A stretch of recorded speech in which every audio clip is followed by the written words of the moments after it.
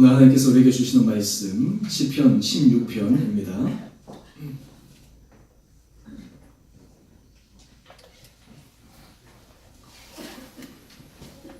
저와 여러분이 한 절씩 말씀 교독하도록 하겠습니다. 시편 16편. 하나님이여 나를 지켜주소서. 내가 주께 피하나이다. 내가 여호와께 아뢰되 주는 나의 주님이시오니 주 앞에는 나의 복이 없다 하였나이다. 땅에 있는 성도들은 존귀한 자들이니 나의 모든 즐거움이 그들에게 있도다. 다른 신에게 예물을 드리는 자는 괴로움이 더할 것이다. 나는 그들이 드리는 피의 전제를 드리지 아니하며 내 입술로 그 이름도 부르지 아니하리로다. 여호와는 나의 산업과 나의 잔의 소득이시니 나의 분깃을 지키시나이다. 내게 줄로 재어준 구역은 아름다운 곳에 있으며 나의 기업이 실로 아름답도다. 나를 훈계하신 여호와를 송축할지라. 밤마다 내 양심이 나를 교훈하도다. 내가 여호와를 항상 내 앞에 모시며 그가 나의 오른쪽에 계심으로 내가 흔들리지 아니하리로다. 이러므로 나의 마음이 기쁘고 나의 영도 즐거워하며 내 육체도 안전히 살리니 이는 주께서 내 영혼을 수월에 버리지 아니하시며 주의 거룩한 자를 멸망시키지 않으실 것임이니이다. 주께서 같이 읽읍시다. 주께서 생명의 길을 내게 보이시리니 주의 앞에는 충만한 기쁨이 있고 주의 오른쪽에는 영원한 즐거움이 있나이다. 아멘. 오늘 우리 대림절 세 번째 주일을 보내고 있습니다. 우리 옆에도 보면 이 대림절 촛불이 지금 이렇게 세 개가 밝혀졌습니다. 대림절 첫 번째, 두 번째 주일은 속죄와 회개에 관해서 묵상하는 주간입니다. 그래서 주님 오심을 우리가 기다리기도 하지만 이 첫 번째, 두 번째 주간은 우리 자신의 모습을 하나님 앞에, 말씀 앞에 비춰보므로 우리가 더 순전하게 나갈 수 있는 결단의 시간이라면 이제 대림절 세 번째 주일부터는 하나님께서 우리에게 주시는 기쁨을 함께 누리고 기쁨을 소망하는 주입니다. 우리 그런 의미에서 우리 옆에 계신 분, 우리 앞에 계신 분들과 함께 이렇게 인사하십시다. 기뻐하십시다. 이렇게 인사하십시다. 네. 네.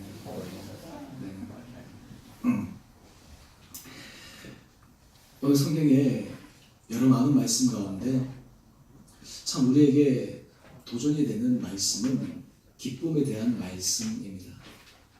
데살로니가전서 5장 16절 말씀 너무나 유명한 말씀이고 잘 아는 말씀이죠. 이 말씀은 항상 기뻐하라. 보통 기뻐하라 그러면 할 수 있겠는데 그렇게 우리가 자신할 수 있는데 이 말씀 가운데 우리에게 마음에 부담이 오는 단어는 항상이라고 하는 단어입니다. 여러분 지난 일주일 동안 사시면서 여러분 마음에 하나님 주시는 항상 기쁨의 은혜가 있었습니까? 아마 여기 계신 분들 중에 삶 가운데 기뻐하기를 원하지만 내 안에 기쁨을 누리기를 원하지만 기뻐할 수 없는 여러 가지 상황들로 인해서 마음이 눌리기도 하고 답답하기도 하고 힘들기도 했던 그런 시간들을 보내신 분들도 있었을 것입니다. 사실 우리가 현대를 살아가는 많은 사람들에게는 웃음, 기쁨, 행복 이것이 중요한 가치관이 되었지만 실제로 이런 삶을 누리며 살아가는 사람들은 그렇게 많지 않습니다. 여러분의 삶을 한번 점검해 보십시오. 여러분의 삶은 기쁩니까? 여러분의 삶은 만족스럽습니까? 여러분의 삶은 행복하십니까? 오늘 칼럼을 한번 보십시오. 오늘 이 칼럼에 키노하라 시게아키라는 분에 대해서 제가 칼럼을 썼습니다. 이분은 지금 2017년에 소천하셨는데 이분은 105세까지 현역 내과 의사로서 정말 사람들에게 많은 도전을 안겨줬던 삶을 살았습니다. 그가 지은 책이 NHK에 소개되었을 때 무려 30만 부가 팔리면서 화제작이 되기도 했습니다. 이분이 마지막 인생의 즈음에 이 책을 만들어내기 위해서 인터뷰하는 그 인터뷰 내용 가운데 제가 일부를 실어 놓았는데요. 그는 이렇게 고백하고 있습니다. 지금 나는 새로운 여행을 떠나는 심정을 느껴요. 말로는 다할 수 없는 감사의 마음과 말로는 다할 수 없는 기쁨을 갖습니다. 이분은 삶을 살아가면서 마지막 순간까지도 감사와 기쁨이 그의 마음 가운데 가득 차 있었습니다.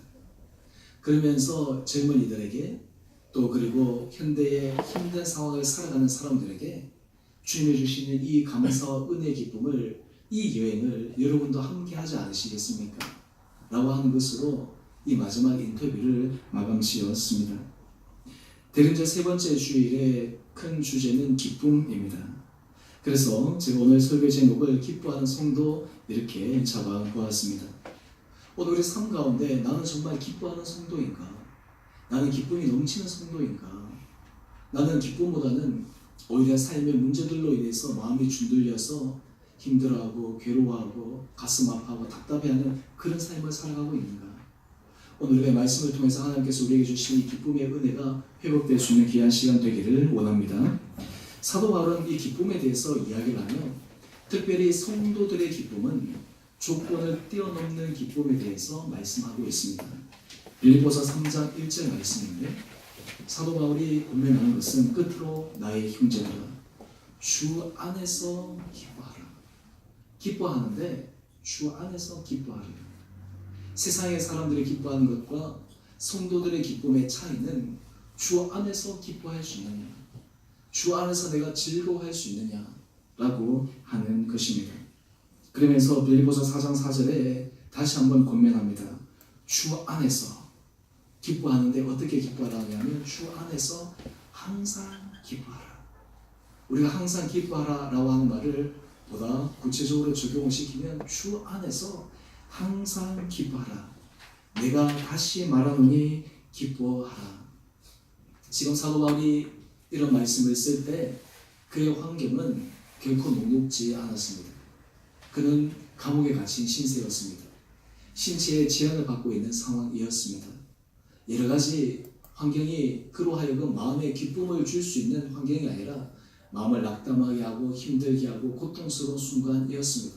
그런데 어떻게 사도 바울이 이 가운데 항상 기뻐하라 라고 말씀할 수 있었겠습니까? 또한 이 말씀은 주님께서 우리에게 주시는 말씀이기도 합니다. 그래서 오늘 우리는 이런 질문으로 말씀을 참고해 보고자 합니다. 왜 우리는 항상 기뻐할 수 있습니까? 왜 성도들은 항상 기뻐할 수 있습니까? 그 기뻐할 수 있는 비결은 어디에 있습니까? 오늘 우리가 이 원리들을 함께 묵상하기 위해 저는 시편 16편 말씀을 통해 이 기쁨의 원리를 살펴보기를 원합니다. 시편 16편은 많은 시편 가운데서 순금의 시라고 별칭이 붙은 시편입니다. 그만큼 신앙인의 정수가 담긴 시편이 바로 이 시편 16편의 시입니다. 특별히 시편 16편의 표제를 보게 되면 다윗의 믹담이라고 얘기되어 있습니다. 이 믹담이라고 하는 뜻은 비밀, 신비라고 하는 의미입니다. 그러니까 다윗의 믹담이라고 하는 것은 다윗이 그의 삶에 발견했던 비밀, 신비, 그것을 우리들에게 시로 알려주고 있습니다. 오늘 시편 16편에 나중에 더 살펴보겠지만 동일하게 기쁨과 하나님 주신 은혜의 즐거움에 대해서 다윗은 고백하고 있습니다. 그런데 성경 주석학자들에 의하면 다윗이 이 시편을 지었을 때가 언제였을까? 언제 이 시편을 지었을까? 근데 여러 주석학자들이 추정하기로는 아마 다윗이 이 시편을 지었을 때는 그의 인생의 정점, 그의 인생에 있어서 모든 것을 다 갖추고 이룬 그 최고의 정점에서 이 시편을 지은 것이 아니라 그가 인생에서 정점에서 통치 시기에 반역이 일어났던 시기에 그에게 큰 어려움이 일어났던 시기에 오늘 본문을 지은 것이다 라고 추정을 합니다.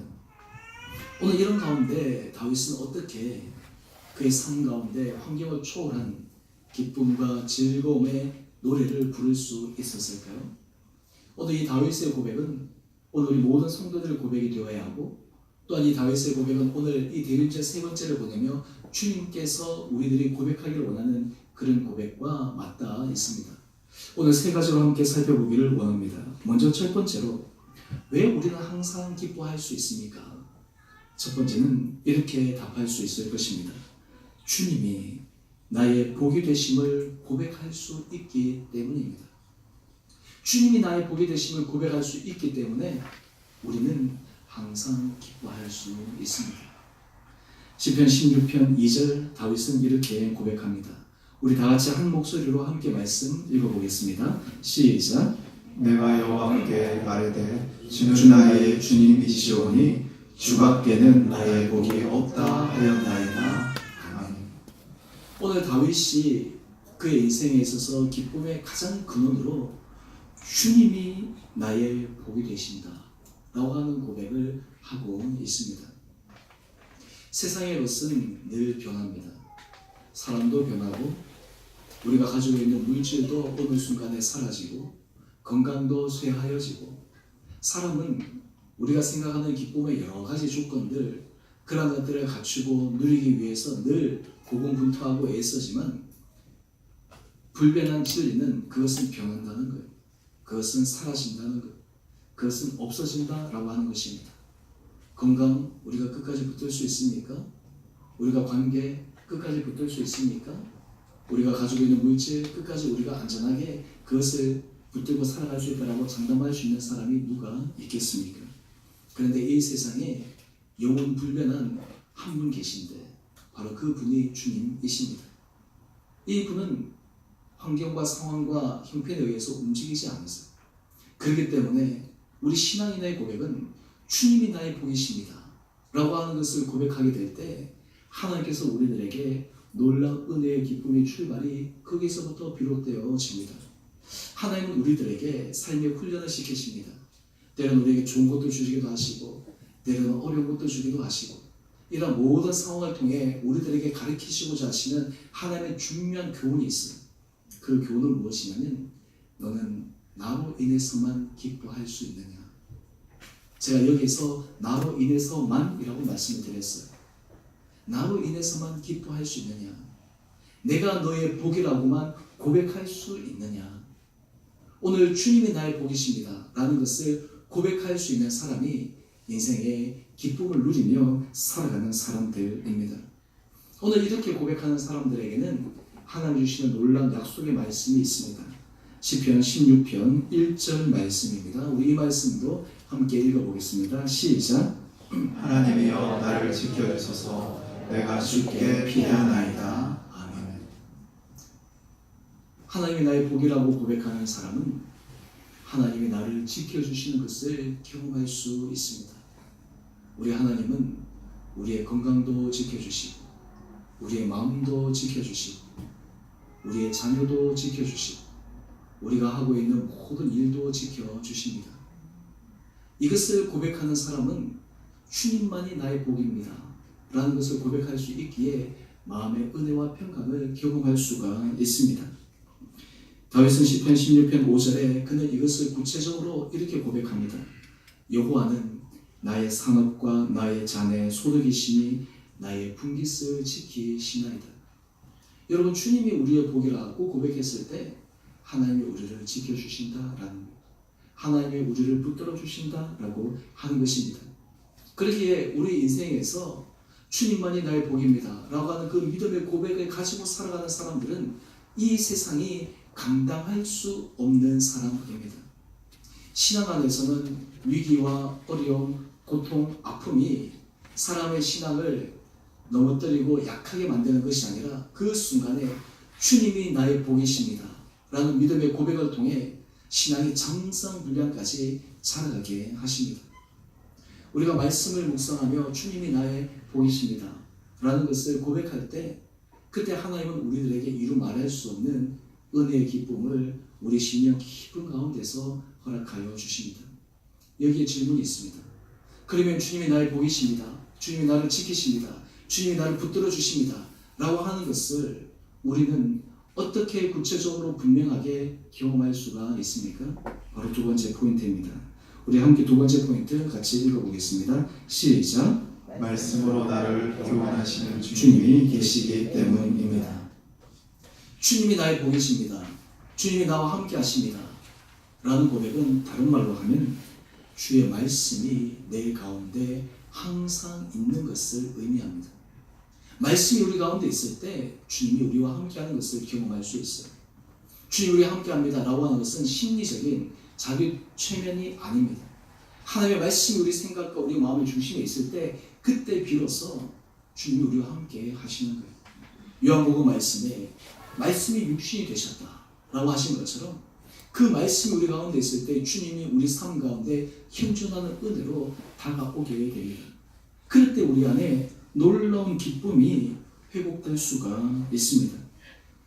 오늘 시편 16편 7절 이렇게 고백하고 있습니다. 나를 훈계하신 여호와를 송축할지라 밤마다 내 양심이 나를 교훈하리라. 하나님의 말씀이 내 가운데 들리기 시작하면 그때부터 하나님은 나 자신의 모습을 말씀 가운데 바라보게 하시고 말씀 가운데 내게 들려주시는 그 음성에 귀를 기울이게 하십니다. 그리고 날마다 내가 하나님 앞에 서기를 소망하는 마음이 늘 있게 됩니다. 그러면서 시편 16편 8절 말씀인데요. 우리 다 같이 한 목소리를 읽어보겠습니다. 시작. 내가 여호와를 항상 내 앞에 모시며 그가 나의 오른쪽에 계심으로 내가 흔들리지 아니하리로다. 아멘. 내가 여호와를 항상 내 앞에 모신다. 다윗이 항상 하나님을 그의 마음 앞에 모셨다라고 하는 비결은 무엇일까요? 그는 말씀을 묵상하는 자였습니다. 말씀이 그의 마음과 생각에 깊게 뿌리 내린 사람이었습니다. 우리 내년부터 우리 성도님들 이제 큐티 하는 것으로 우리 전체적으로 함께 시간 가려고 지금 준비하고 있습니다. 지금 여기 앉아 계신 분들 중에 개인적으로 큐티를 하시는 분도 있으시고 어떤 분들은 또 가끔적으로 하시는 분들도 있지만 또 내년 우리 성도들이 함께 이 큐티를 해 나가면서 날마다 말씀 가운데 우리에게 들려주신 그 하나님의 음성에 귀를 기울이기를 원합니다. 여러 많은 큐티 교재들 있지만 이번에 제가 이 교재에 선정한 이 큐티인 이게 이제 작은 책인데요. 이게 큰 책도 있어요. 한 것은 제가 세미나 갔다 오기도 했지만 이것을 선정하게 된 이유가 있어요. 이게 뭐냐면 우리는 어른들만 이 큐티를 하게 되잖아요. 그런데 이 큐티인의 큰 장점은 굉장히 하기 쉽다는 것과 어느 누구든 쉽게 할 수 있다는 것. 그래서 짧게 교육만 해도 얼마든지 물론 하는 것에 따라서 깊이가 달라질 수 있지만 누구나 참여할 수 있다라고 하는 거예요. 뿐만 아니라 제가 몇 가지 더 가져왔는데 같은 본문으로 청소년들, 중고등학생들도 같이 큐티할 수 있어요. 그러면 우리 아동부는 어떻게 하지? 아동부들도 큐티할 수 있어요. 그러면 영유아이들, 엄마들이 그냥 이 큐티 본문 가지고 읽어주면 어린 시절부터 이 말씀으로 큐티할 수 있어요. 그러니까 이 가정에서부터 똑같은 본문으로 아이에서부터 어른까지 함께 말씀을 묵상할 수 있는 거예요. 우리가 사실 자녀들을 키울 때 이 말씀으로 양육하고 훈련시키는 것이 참 어렵지 않습니까? 같은 본문으로 하는 것이 얼마나 어려워요? 우리가 예배 드릴 때도 사실 어른 예배 제가 설교하는 것 그리고 중고등학생이 들어오고 어린아이도 들어오면 이 설교하는 것이 참 쉽지가 않은데 같은 성경 말씀을 가지고 그 눈높이에 맞춰서 함께 말씀을 묵상할 수 있는 그 방법이기에 그래서 제가 이 큐티인으로 지금 내년도 우리 전체에 이 말씀을 함께 나누고자 생각하고 있습니다. 여러분 이 말씀을 묵상하게 될 때 우리에게 주는 놀라운 은혜가 있어요. 그것이 무엇이냐면 날마다 말씀을 묵상할 때 정해진 본문이 있지만 오늘 하나님께서 내게 주신 말씀이 무엇이지? 오늘 하나님께서 나에게 어떤 것을 마음에 심기를 원하실까? 그 말씀 기대를 가지고 말씀을 묵상하고 가지고 있게 되면 하루의 삶 가운데 여러 가지 일어나는 사건 가운데서 그 말씀이 떠오르게 되어 있어요. 또 말씀을 통해서 하나님은 나를 훈계시켜 주십니다. 나를 가르쳐 주십니다. 그렇기 때문에 내가 늘 하나님 앞에서만 서 있을 수 있는 그런 신앙의 삶을 살아갑니다. 여러분 우리는 참 연약합니다. 얼마나 연약하냐면요. 여러분 이 시간 예배를 드리고 하나님의 말씀이 우리 가운데 주어져도요. 우리가 돌아서서 나갈 때 우리 마음을 흐트러뜨리는 조그마한 일들만 일어나도 우리 감정이 요동되어 버려요. 사람의 한 소리를 들어도 하나님 주신 그 은혜가 한 번에 다 쏟아져 버리고 맙니다. 그냥 하나님의 은혜 가운데 내가 붙들고 살아야지 하는데 이상하게 꼭 그럴 때마다 나를 넘어뜨리게 하는 일들이 꼭꼭 생겨요. 그런데 이 말씀으로 날마다 묵상하게 되면 우리의 영적 근력이 강해집니다. 한번 운동해가지고 어떻게 강해질 수 있겠어요? 지속적으로 이것이 습관화되기 시작하면 날마다 깊은 감정의 감동을 뛰어넘어 습관이 우리로 하여금 영적인 근력을 강하게 키워서 날마다 하나님의 말씀 가운데 설 수 있는 은혜의 비밀을 경험할 수 있다라고 하는 거예요. 여러분, 우리가 신앙생활을 하면서 하나님의 말씀을 통해 받는 그 기쁨, 하나님의 말씀을 통해 주시는 그 은혜를 경험하게 될 때 우리는 비로소 신앙생활에 있어서 진정한 핵심을 발견할 수가 있습니다. 오늘 바로 이 다윗도 그러했습니다.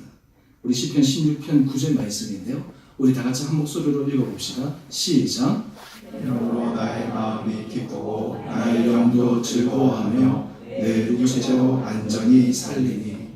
여러분, 말씀 안에 더하게 될 때 하나님이 내 안에 기쁨을 주세요.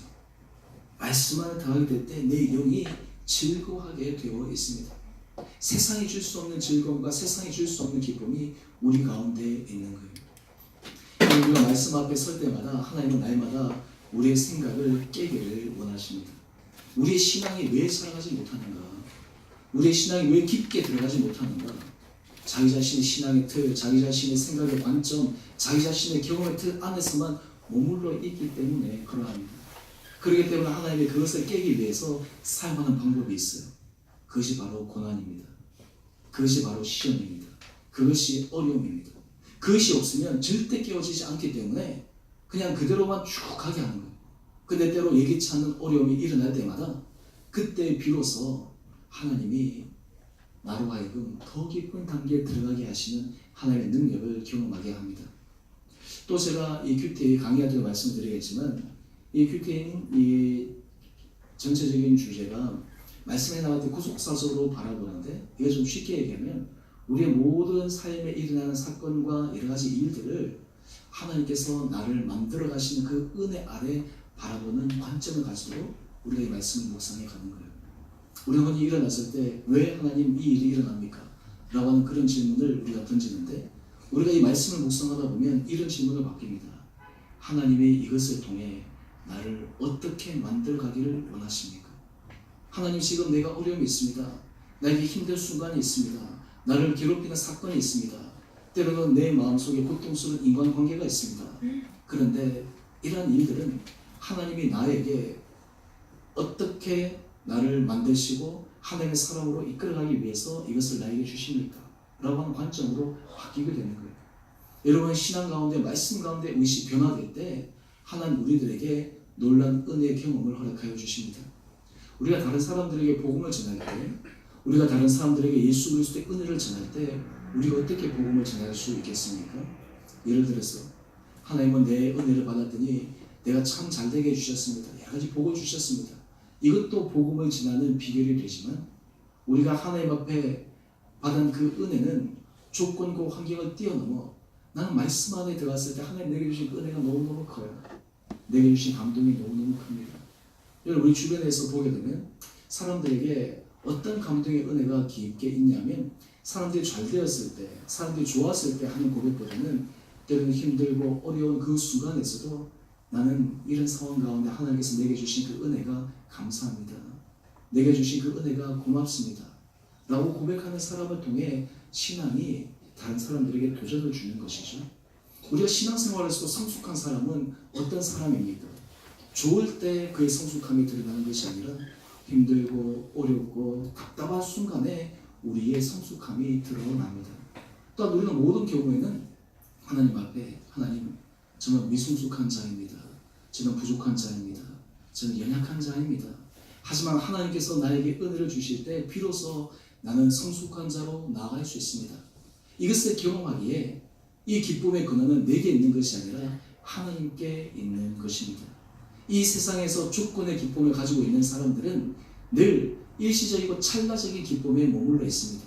하지만 주님이 나의 기쁨의 근원이 되신다라고 할 때 주의 말씀을 붙들고 살아가는 사람들에게는 세상이 감당할 수 있는 놀라운 은혜의 기쁨이 우리 심령 가운데 주어집니다. 저는 바라기는 우리가 대림절 세 번째 주일을 보내면서 하나님께서 여러분 각자에게 주시는 이 은혜의 기쁨이 여러분 심령 가운데 있게 되기를 주님 이름으로 축원합니다. 저는 이 말씀을 준비하면서 이 말씀 가운데 계속 곱씹고 묵상하고 하면서 하나님 주신 은혜의 감사는 맞아. 하나님의 말씀 안에 있을 때 내 마음이 기쁘구나. 하나님의 말씀 안에 있을 때만 내 영혼이 안전하고 쉼을 얻을 수 있구나. 이것을 더 깊게 경험하게 되고 우리 바라기는 우리 사랑하는 성도님들도 말씀 가운데 여러분 가운데 주신 그 하나님의 훈계와 하나님의 말씀으로 인해서 여러분 신년 가운데 은혜와 평강을 경험하시게 되기를 주님의 이름으로 축원합니다.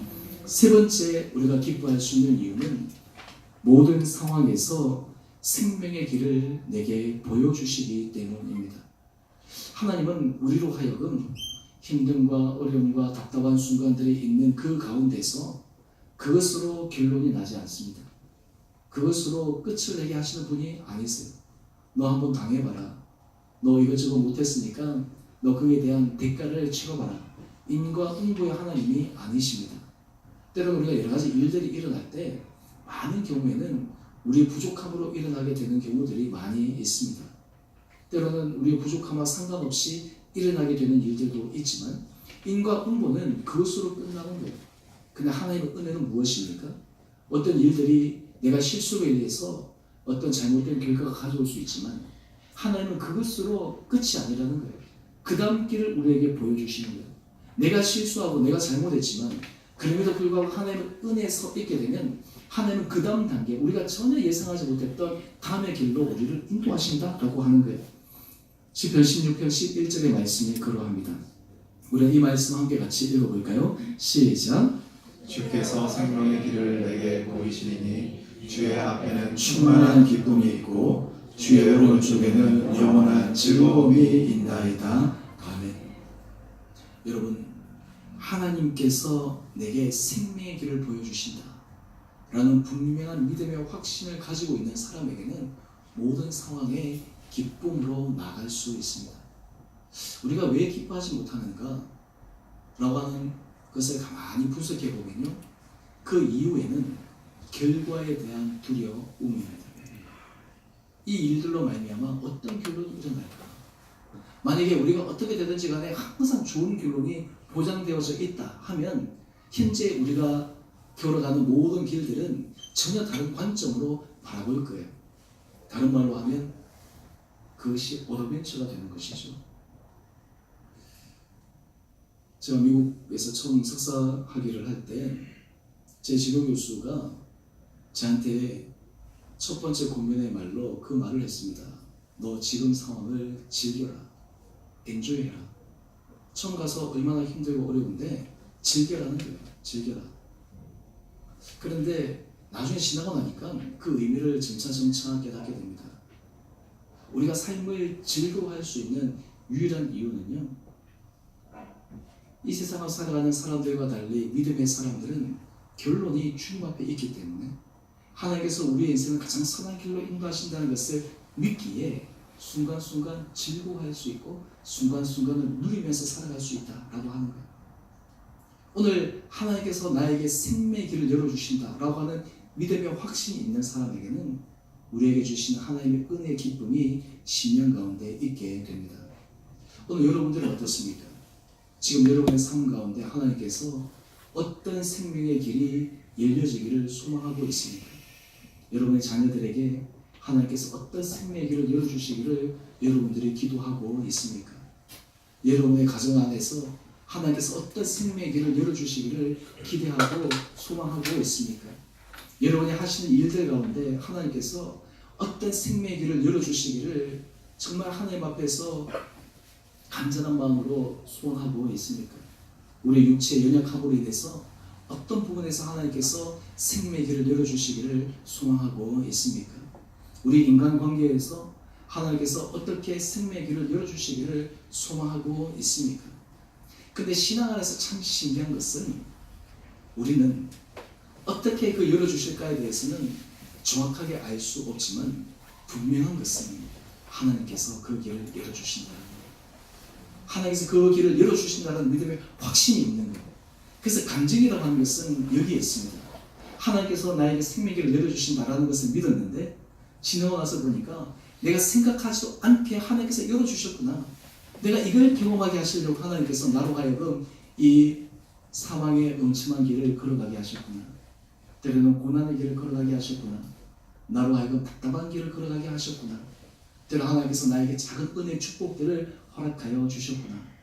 여러분, 우리가 이러한 고백이 있는 사람이 바로 삶 가운데 진정한 은혜의 기쁨을 누릴 수 있는 사람입니다. 예수님의 제자들은 예수님께서 그 당시에 메시아로 오셨다고 믿었는데 그 이유는 이 땅에서의 메시아 상을 그들은 기대하고 있었습니다. 수천 년 동안 그들은 피 지배자로서 억압받는 자로서 그들을 정말 다윗 시대처럼 강성한 나라, 그들이 정말 이 세계 가운데서 그들의 지배자 다스리는 그런 세계로서의 메시아를 간구했는데 정작 예수님은 십자가의 죽으심의 길을 가니까 제자들도 순간 헷갈렸던 거예요. 도대체 이 길이 뭔가? 그런데 십자가 길이 있고 난 다음 예수님의 부활의 놀라운 능력을 바라보고 그 다음에 성령의 오순절의 강림이 그들 가운데 임했을 때 그때 비로소 그들이 깨달은 것은 하나님이 하시는 길은 놀랍구나. 생명의 길은 여기에 있구나. 십자가의 길은 죽음의 길인 줄 알았는데 이 십자가의 길은 죽음이 끝이 아니라 그 뒤에는 부활의 길이 있구나. 그리고 하나님께서 이 길을 열어놓으심으로 말미암아 모든 사람들이 십자가와 부활의 길을 걸어갈 수 있도록 하나님의 놀라운 섭리가 그 가운데 있구나. 이것이 사도들과 주님의 제자들이 항상 기뻐하며 걸어갈 수 있었던 비결이었습니다. 오늘 여러분의 삶 가운데 우리가 믿음 가운데 고백할 수 있는 것은 하나님은 우리들에게 생명의 길을 허락하여 주실 줄 믿습니다. 여러분 마음속에 불안하고 답답한 모든 가운데 여러분 믿음으로 선포하십시오. 하나님, 내 삶 가운데 하나님께서 생명의 길로 인도해 주실 것을 믿습니다. 그것을 경험하기를 소망합니다. 그것을 바라볼 수 있는 믿음의 눈을 허락하여 주십시오.